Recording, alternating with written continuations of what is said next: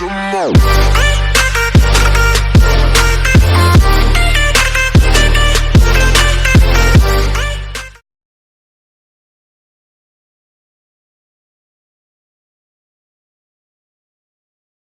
Hi friends, this is QQ Knowledge. If you like this video, don't forget to hit the subscribe button and to give a thumbs up. Okay, so today I am going to explain about a 1-second method of calculating quantities for the concrete using the Excel.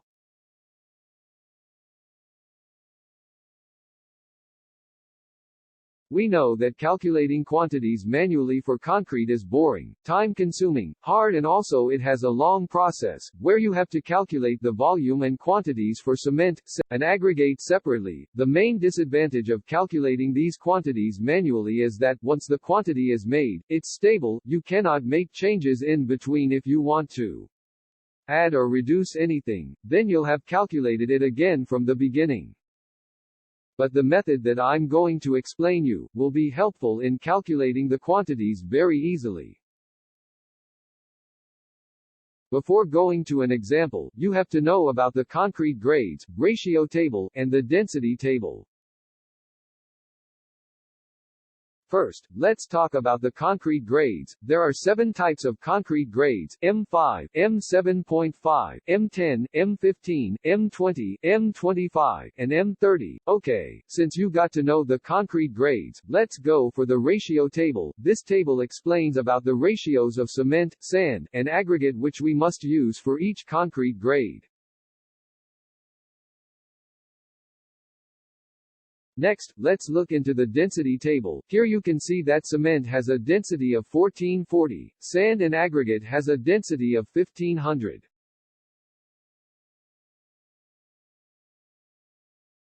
These tables might help you in calculating the quantities in the second video. Now let's go to an example. Here you can see a concrete grade table, void table, and another 2 tables which gives the volumes of wet concrete, dry concrete, sand, cement, and aggregate. Also, you can see a floor plan.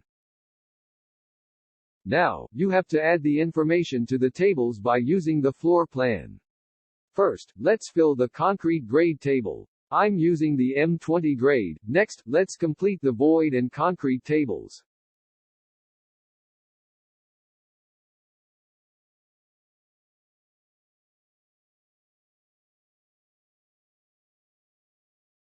So according to the scenario, the floor plan has a length of 8, the width of 10 and a height of 0.15. Let's add this information to the concrete table.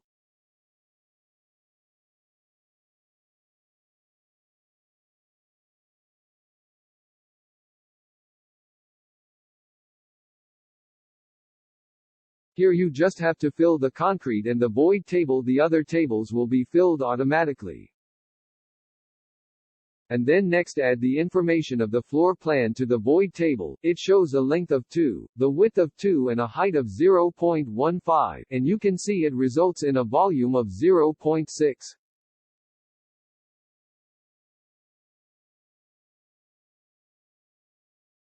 And when you change these 2 tables, you can see the rest of the other 2 tables fill automatically.